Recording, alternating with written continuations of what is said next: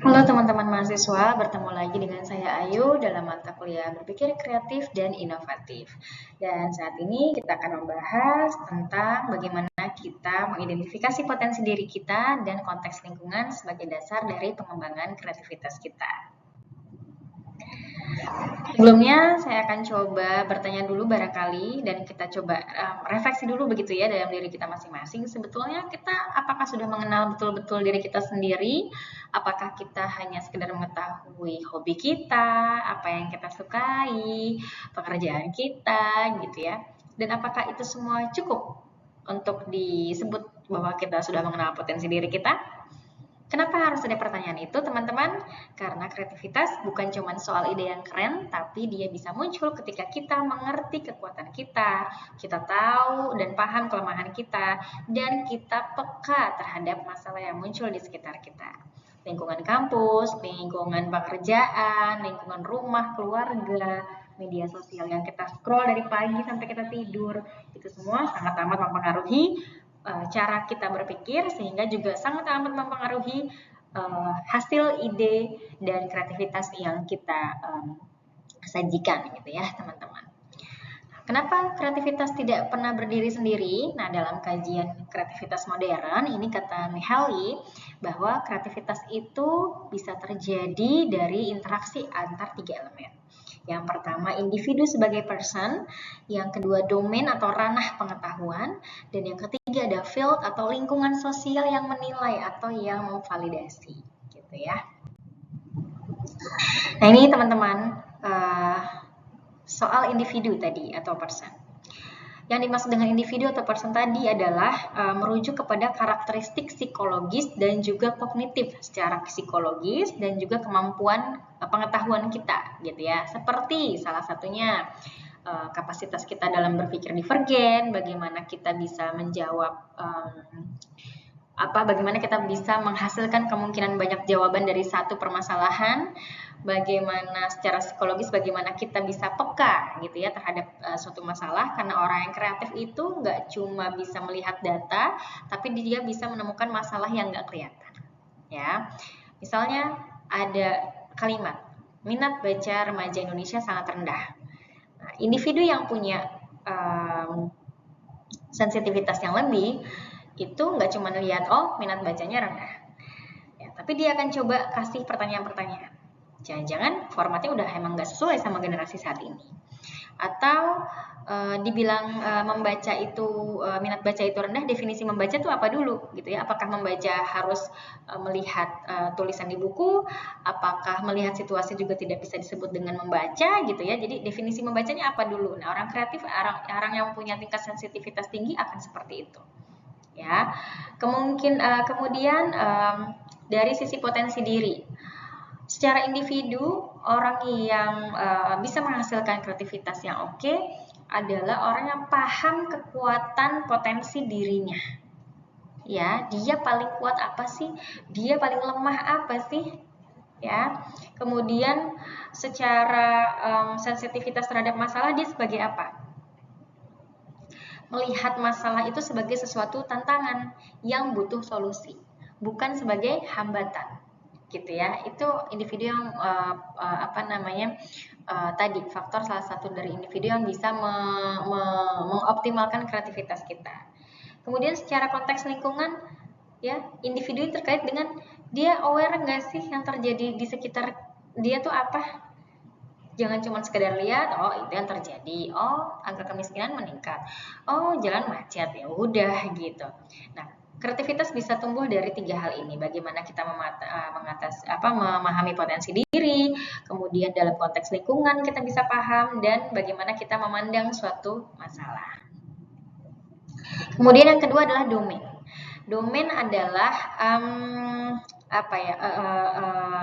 ranah pengetahuan gitu ya, tempat atau disiplin ilmu tempat ide itu beroperasi gitu ya. Misalnya domain visual spasial gitu, maka orang-orang yang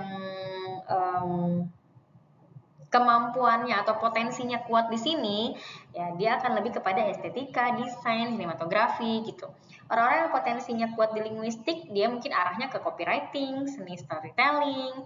Orang-orang punya kekuatan potensinya di interpersonal, maka dia ditempatkan di negosiasi, pitching gitu ya, bagaimana dia membaca audiens gitu. Kemudian intrapersonal juga seperti ini. Jadi domain itu penempatan.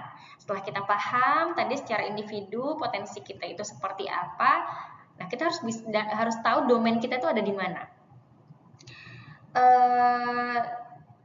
Bisa jadi domain itu tidak hanya satu, gitu ya. Misalnya saya ketika SMA saya merasa domain saya adalah di eksak, karena waktu saya masuk IPA, saya merasa saya berbakat di biologi, matematika saya cukup oke, gitu. Tapi ketika kuliah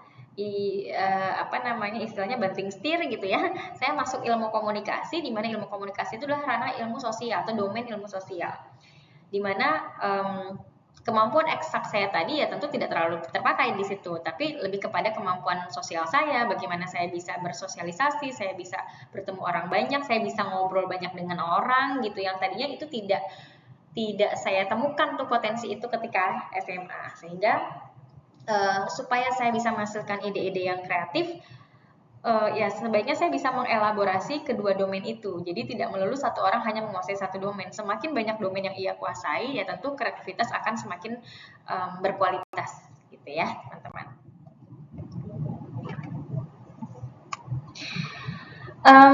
Tadi kembali lagi ke kepekaan terhadap lingkungan begitu ya, teman-teman. Kenapa kita harus punya sensitivitas itu sih? Karena dari situ kita bisa melihat masalah apa yang terjadi dan apa sih yang perlu kita lakukan untuk solusi dari masalah tersebut. Misalnya lahirnya Gojek gitu ya, ya tentu kan berawal dari realitas yang terjadi gitu ya, yang dilihat sama Pak Nadiem barangkali saat itu ya Jakarta macet, ojek pangkalan mahal gitu ya, nggak terorganisir gitu kan, nggak jelas gitu, sehingga dari situ, dari kepekaan beliau, maka muncullah kreativitas itu, lahirlah sistem ride hailing revolusioner yaitu Gojek gitu ya, sehingga bisa salah satunya bisa menjadi salah satu ide yang kreatif dan solutif pastinya untuk mengatasi salah satu kemacetan di Jakarta, atau untuk mengatasi atau untuk sebagai solusi gitu ya, pilihan alat transportasi warga Jakarta khususnya.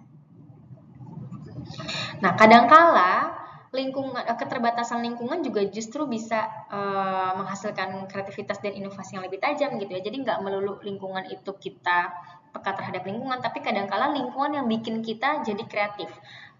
Teman-teman pasti pernah mengalami ini ya, kalau lagi ada deadline kerjaan, semakin mepet, itu kita kan biasa semakin lancar tuh ngerjainnya. Kalau mahasiswa biasanya makin mepet deadline tugas, makin lancar gitu. Kalau makin jauh nih deadline-nya, bingung mau ngisi apa gitu ya. Kira-kira gitu. Jadi makin mepet, makin dibatasi sama lingkungan, justru biasanya kreativitas kita akan semakin muncul gitu ya, semakin tajam. Nah, kreativitas juga berasal dari empati kita, teman-teman, tadi ya. Cara kita memandang sesuatu begitu ya, bagaimana ketika kita melihat suatu persoalan atau permasalahan, orang-orang berpikir kreatif itu akan membedah konteks masalah menjadi 4 hal. Siapa sih yang paling terdampak? Situasi sosial ekonominya kayak gimana?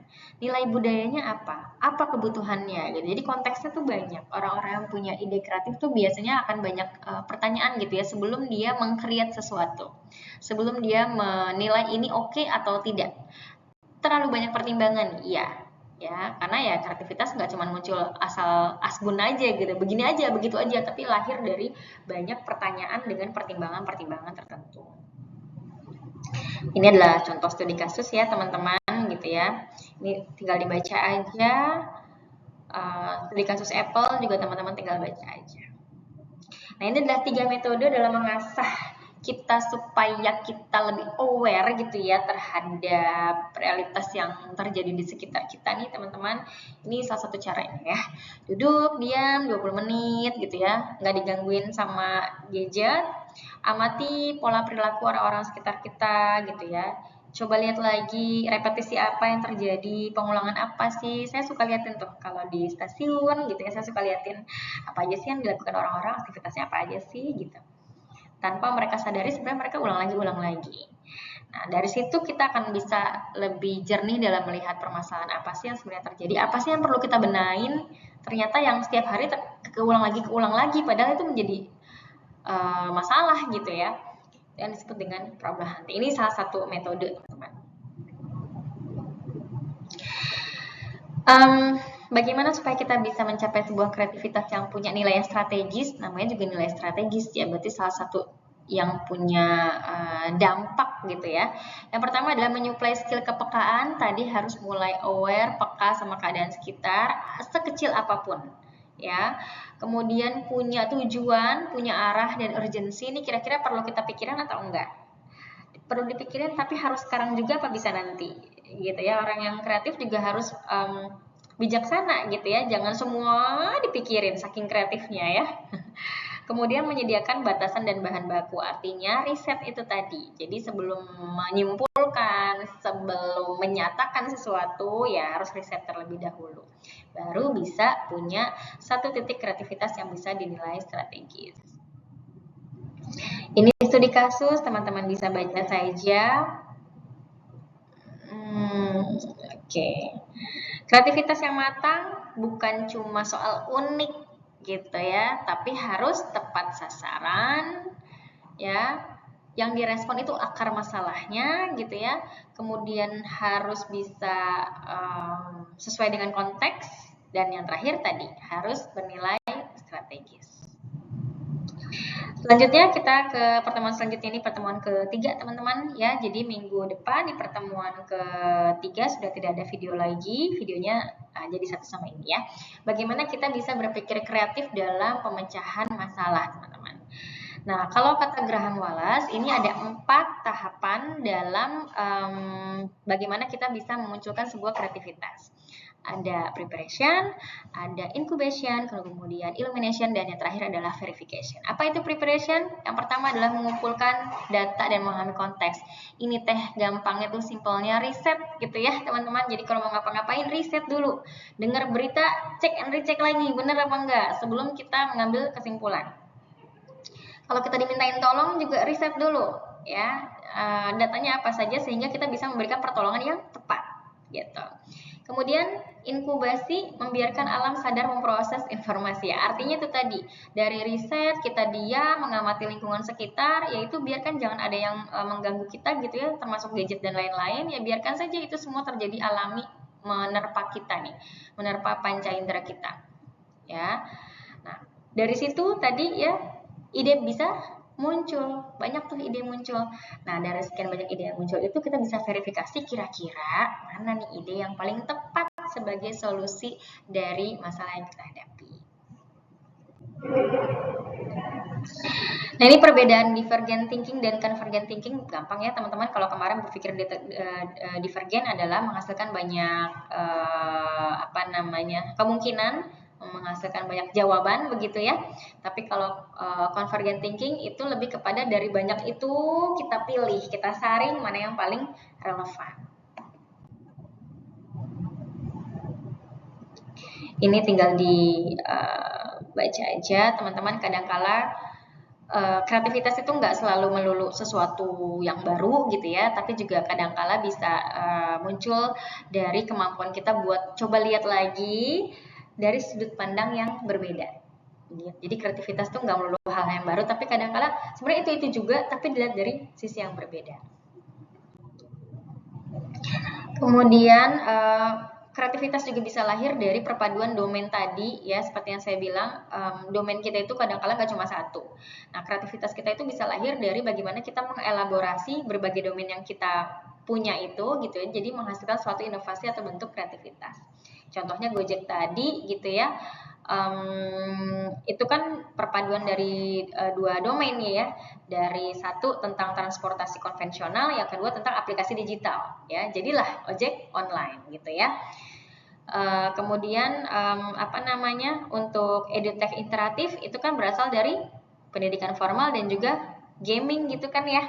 Nah, muncullah yang namanya edutech interaktif. Kira-kira seperti itu ya, bisa mengelaborasi dua atau lebih domain, menggabungkan gitu ya. Ini juga salah satu contohnya, teman-teman. Bagaimana cara kita mengukur output dari pikiran kreatif kita?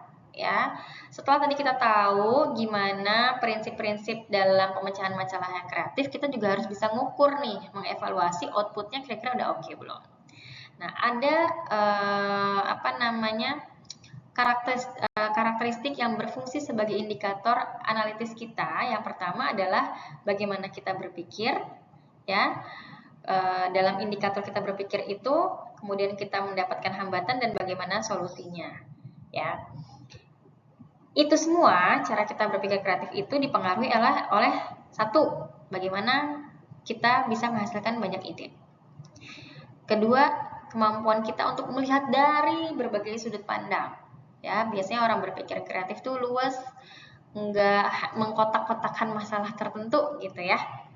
Jadi kalau ada permasalahan, misalnya lagi riuh kemarin soal penerima beasiswa LPDP ya, si Tias itu yang bangga banget anaknya jadi WNA gitu. Biasanya kadang kita menerima dari satu sisi aja ya, nggak nasionalis gitu ya. Gimana sih menghina bangsa sendiri tapi pakai uang rakyat, pajak dan lain sebagainya, itu kan dari satu sisi. Coba teman-teman putar, teman-teman bisa lihat dari sisi lain. Kalau teman-teman sebagai warga Indonesia dengan kondisi bangsa Indonesia yang kayak gini, pernah nggak terlintas gue jadi enaknya jadi WNA gitu, terlintas sedikit aja. Kalau kita tarik ke belakang, sebenarnya kan ada hashtag yang kabur aja dulu tuh udah banyak ya. Itu menandakan apa sih? Ya warga negara itu sebenarnya udah resah nih, udah capek banget nih sama koruptor, tiap hari beritanya negatif terus, kalau nggak harga naik, kejahatan gitu ya. Jadi kita bisa lihat dari sisi lain, barangkali memang si Tias ini ya emang udah capek banget mungkin ya sama Indonesia, sehingga dia punya niatan seperti itu, sehingga dia bangga banget anaknya jadi WNA gitu. Cukup saya aja WNI, yang saya enggak, karena mungkin dia merasakan hal-hal yang tidak berkenan di hidupnya sebagai WNI gitu kan ya. Ini kalau kita lihat dari sisi lain ya, dan itu ya sah-sah saja terjadi. Mungkin salah satu-satunya menurut saya kesalahannya adalah karena dia mengupload itu di media sosial gitu. Padahal kalau ditanya lagi masing-masing dari kita, saya rasa pernah gitu ya terbesit, enak ya jadi warga Amerika, enaknya tinggal di luar negeri gitu kan, itu sering kali gitu terjadi. Kemudian kebaruan tadi originality, nah karena melihat dari berbagai sudut pandang ya tentu bisa menghasilkan sesuatu yang berbeda gitu kan ya. Kemudian tadi elaborasi bagaimana domain-domain itu bisa kita gabungkan jadi satu bentuk kreativitas, dan bagaimana kita punya intuisi atau punya tingkat kepekaan yang tinggi untuk melihat suatu permasalahan.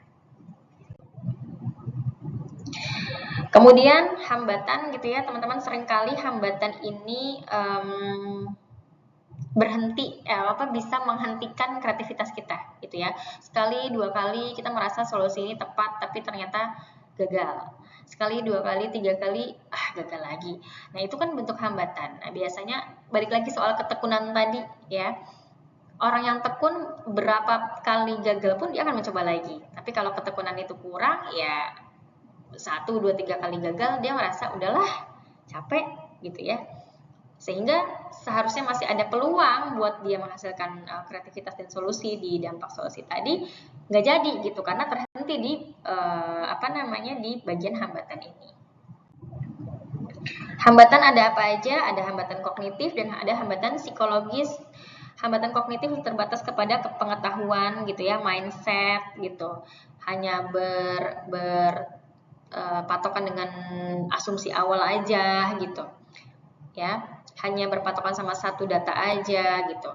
Hambatan psikologis, takut salah, takut dibilang perfeksionis, kelamaan mikirnya, takut dibilang berlebihan, itu sebetulnya kembali lagi ke hambatan teman-teman. Jadi jangan biarkan hambatan ini baik kognitif dan psikologis membatasi tingkat kreativitasnya teman-teman. Kalau secara kultural dan institusional, hambatannya lebih kepada budaya yang hierarkis gitu ya. Yang hari ini kan dilihat-lihat lagi siapa yang ngomong, siapa yang ngasih ide gitu ya. Kemudian barangkali ada sistem pendidikan di satu tempat tertentu yang menyebabkan jadi individu itu kurang berkembang, kemudian kurang ruang kita untuk bereksperimen gitu ya, misalnya nggak dari segi finansial kurang, waktu gitu. Itu secara kultural dan institusional. Nah, ini teman-teman kalau solusinya nggak kreatif gitu ya, maka ini yang akan terjadi ya. Solusi yang nggak kreatif artinya solusi yang reaktif, yang langsung asbun gitu ya, asal tahu data langsung ngomel, tahu masalah ini langsung protes gitu ya, tanpa tadi dipikirin lagi dari berbagai sisi, tanpa berpikir divergen tadi. Kemudian akibatnya juga bisa ide lama yang akhirnya itu lagi yang dilakukan. Ya, kemudian jadi nggak ada perbedaan dengan yang sebelum-sebelumnya. Maka ya itu ya, kalau kita nggak kreatif ya itu akan dihasilkan. Jadi sesuatu tuh jadi kurang baru, kurang strategis dalam menghasilkan ide. Jadi teman-teman, kreativitas adalah kompetensi tingkat tinggi di mana sebetulnya 4 hal ini amat sangat membentuk gitu ya sebuah proses kreativitas yang dibilang bertingkat tinggi tadi. Kenapa? Karena itu tadi dia punya prinsip, punya konsep, punya karakteristik, punya dampak dari kreativitas yang dihasilkan, dan tentu dalam menghasilkan kreativitas itu dia harus melalui berbagai hambatan. Jadi coba dicek lagi apakah solusi yang saat ini teman-teman anggap kreatif ini emang benar-benar menawarkan kebaruan atau emang cuma sekedar kombinasi aman dari ide-ide yang lama. Nah, untuk menganalisa apakah teman-teman memang idenya itu udah benar-benar kebaruan atau cuma hanya memadupadankan dari ide-ide yang lama aja, kita bisa membedah salah satu kasus atau fenomena dengan 4 langkah, yaitu melihat masalah awal, reframingnya, prinsip kreatifnya ada di mana, dan hambatannya. Kalau Gojek kita bisa lihat nih, masalah awalnya apa sih? Dia lihat ada ojek yang nggak efisien, harganya mahal gitu ya. Nggak ada akuntabilitas, artinya nggak ada yang jelas nih tarifnya sebenarnya gitu ya, jauh deketnya sebenarnya berapa sih. Kalau Gojek kan jelas nih, kalau dulu kita ojek pangkalan tuh nggak jelas ya, tergantung abangnya aja nyebutinnya berapa ya, itu masalah awalnya. Kemudian Gojek ini lahir dari reframing ini, bahwa bukan soal kurang armada, tapi bagaimana armada ini bisa diorganisir gitu ya, melalui sistem yang berbasis teknologi, pengennya tuh gitu. Jadi prinsip kreatif yang ada dalam Gojek apa aja sih? Ya pasti ada itu tadi, ada mobile apps-nya. Secara divergennya adalah dia bisa ekspansi ke Makara, ada GoFood, ada GoSend gitu ya. Kemudian bisa diuji validasinya. Hambatannya tentu ada ya, ada resistensi konvensional dan regulasi yang belum siap. Kan awal-awal tuh sebetulnya pemerintah agak terkaget-kaget juga ya. Nih regulasinya transportasi baru masuknya apa nih gitu ya, Gojek ini. Jadi kalau dari sini, dari lihat masalah awal, reframing, prinsip kreatif dan hambatan ini, teman-teman bisa nilai sebenarnya Gojek itu betul-betul sebuah kebaruan atau sebenarnya dia cuma adaptasi dari model bisnis Uber yang udah ada. Silahkan teman-teman nilai sendiri. Ini Sosiola sama juga ya, teman-teman bisa baca dan coba bisa analisis sendiri. Duolingo juga teman-teman bisa baca dan coba analisis sendiri ya. Nah, ini tadi sudah, tinggal dibaca saja sehingga teman-teman itu bisa membedah suatu kreativitas. Bentuk kreativitas kan banyak ya, bisa produk, bisa solusi gitu ya. Apakah dia betul-betul memang baru atau dia hanya mengadaptasi dari hal-hal yang lama aja. Caranya adalah dari lihat masalah awal, reframing, apa saja prinsip kreatif yang sudah dijalankan serta hambatannya. Tugasnya untuk teman-teman, silakan amati lingkungan atau serta fenomena yang terjadi di lingkungan sekitar. Kemudian tuliskan masalah awalnya apa, reframing yang ingin produk atau solusi itu hadir sebagai apa gitu ya. Kemudian prinsip kreatifnya apa saja dan hambatannya apa saja. Sesuai dengan contoh-contoh yang ada di sana tadi.